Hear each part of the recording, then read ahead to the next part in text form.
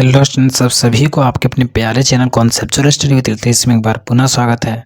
और आज का यह वीडियो सबसे पहले बहुत ही ज़्यादा इंपॉर्टेंट होने वाला है। ठीक है, इकोनॉमिक्स मेजर 1 का सिलेबस बताएंगे, इसके साथ ही कुछ स्पेशल चीज़ें भी बताएंगे। तो आप लोग पूरा वीडियो को देखिएगा, ठीक है। और चैनल में नए होंगे तो जरूर से सब्सक्राइब कर लीजिएगा। देखिए स्टूडेंट्स, सेमेस्टर 1 में पढ़ना है कि आप लोग को माइक्रो इकोनॉमिक्स पढ़ना है, ठीक है।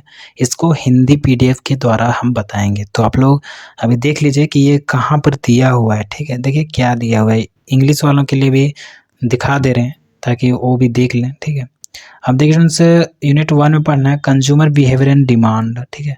कंज्यूमर का बिहेवियर यानी कि जो खरीदने वाला ग्राहक है उसका किस प्रकार का बिहेवियर है और किस प्रकार का डिमांड है, ठीक है। इसके बारे में मेनली आप लोग को पढ़ना है। इसके प्रति बहुत तरह का दिया हुआ है थ्योरी वगैरह, कॉन्सेप्ट वगैरह, तो उसको पढ़ना है, ठीक है। कर्व वगैरह। अब देखिए यूनिट 2 में क्या पढ़ना है, theory of cost and production. तो थ्योरी किसके बारे में पढ़ना है, कॉस्ट यानी कि क्या पैसा लगा, और प्रोडक्शन यानी क्या उससे उत्पादित हुआ, ठीक है। तो इसके बारे में बहुत तरह के फंक्शन वगैरह दिए हैं, तो उसको पढ़ लेना है। यूनिट 3 में क्या, मार्केट स्ट्रक्चर, तो बाजार का क्या किस तरह का बनावट है उसके बारे में समझना जरूरी है, ठीक है।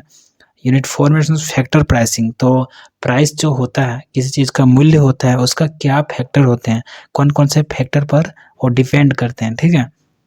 अगला है वेलफेयर इकोनॉमिक्स। तो जो वेलफेयर इकोनॉमिक्स होता है यानी कि वेलफेयर कहने का मतलब समाज का एक कह सकते हैं भलाई, ठीक है। समाज का भलाई का जो इकोनॉमिक्स होता है वो किस प्रकार से होता है। तो ये आप लोग को इंग्लिश में हम कुछ चीज़ें बता दिए, अब इसको चाहे तो आप लोग डिटेल में पढ़ सकते हैं, ठीक है।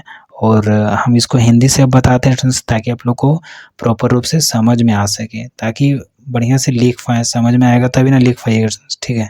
तो इसीलिए, ठीक है। तो चलिए चलते हैं। इस क्वेश्चन हिंदी में कहते हैं व्यष्टि अर्थशास्त्र, ठीक है। व्यष्टि अर्थशास्त्र कहते हैं। अब देखिए इसको इकाई 1 में क्या पढ़ना है, उपभोक्ता व्यवहार और मांग, कार्डिनल और ऑर्डिनल उपयोगिता एक सिद्धांत है, ठीक है। उदासीनता वक्र को बनाना है, बजट बाधाएं, आय प्रभाव, मूल्य प्रभाव और प्रतिस्थापन प्रभाव हिग्स और लस्टस्की के अनुसार, ठीक है। कार्डिनल और ऑर्डिनल उदासीनता वक्र विश्लेषण की श्रेष्ठता, उपभोक्ता के संतुलन की गणितीय व्युत्पत्ति लैग्रेंजियन विधि के द्वारा बनाना है, ठीक है। अगला देखिए क्या है, उदासीनता वक्र से मांग वक्र की व्युत्पत्ति, मांग को प्रभावित करने वाले कारक, मांग और एंगेल्स वक्र में परिवर्तन, पूरक और स्थानापन्न वस्तुओं की मांग, ठीक है। अगला देखिए उपभोक्ता का अधिशेष और उसका मापन, मार्शल और हिक्सियन का आवेदन, उपभोक्ता का अधिशेष, जल हीरा विरोधाभास, तो ये सारा कुछ है, ठीक है। मूल्य आय और क्रॉस लॉच, तो मूल्य आय और क्रॉस लॉच के बारे में, मांग की लॉच, प्रतिस्थापन की लॉच, मूल्य लॉच, आय लॉच। देखिए पढ़ने में लग रहा होगा कुछ अजीब टाइप का, जो नहीं पढ़े होंगे पहले, ठीक है। लेकिन ये सारा बहुत ही ज़्यादा आसान है। आप लोग क्लासेज अगर करना चाहते हैं तो आप लोग मेरे नंबर में कॉन्टेक्ट कीजिएगा, ठीक है। तो इसका हम क्लास करवा रहे हैं, ठीक है। तो मतलब कि मेरा तो चलते ही रहता है, ठीक है, बैच। तो आप लोग ज्वाइन कीजिए, गूगल मीट वगैरह में क्लासेज लेते हैं, ठीक है। लागत और उत्पादन का सिद्धांत, तो लागत और उत्पादन का सिद्धांत क्या है, अल्पकालीन और दीर्घकालीन उत्पादन फलन, आइसोक्वेंट विश्लेषण, उत्पादन निर्णय एवं विस्तार पथ।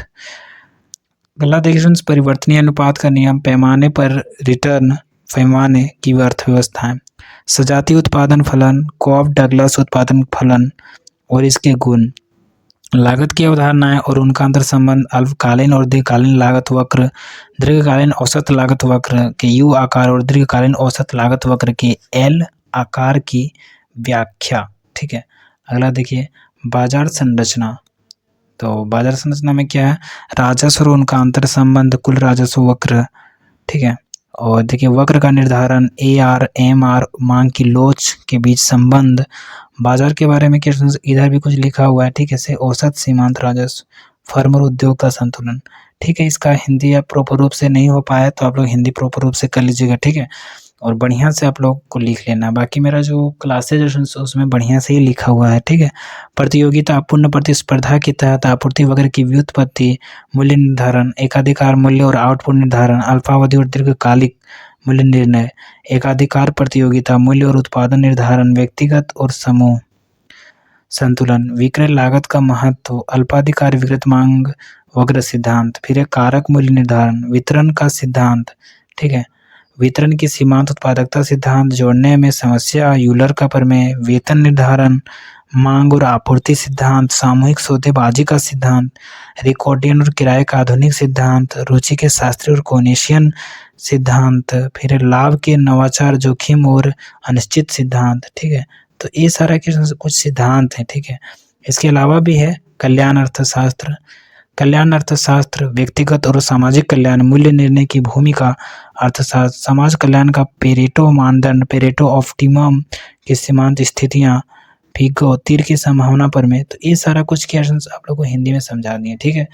अगर आप चाहते हैं इसका क्लास खरीदना तो आप लोग क्लास ले सकते हैं, ठीक है। तो आप लोग ज्वाइन हो सकते हैं, मेरा नंबर दिया हुआ है डिस्क्रिप्शन बॉक्स में, या फिर सेमेस्टर 2 से ज्वाइन होना चाहते हैं तो वो भी ठीक है, ठीक है। बाकी इसका इंपॉर्टेंट क्वेश्चन आएगा तो आप लोग चैनल को सब्सक्राइब करके रखिए ताकि आप लोग इंपॉर्टेंट क्वेश्चन को आराम से देख पाइएगा, ठीक है, और सबसे पहले देख पाइएगा, और चैनल में बने रहिए, ठीक है। और थैंक्स फॉर वॉचिंग। फिर मिलेंगे नए इंटरेस्टिंग वीडियो के साथ। जय हिंद, वंदे मातरम।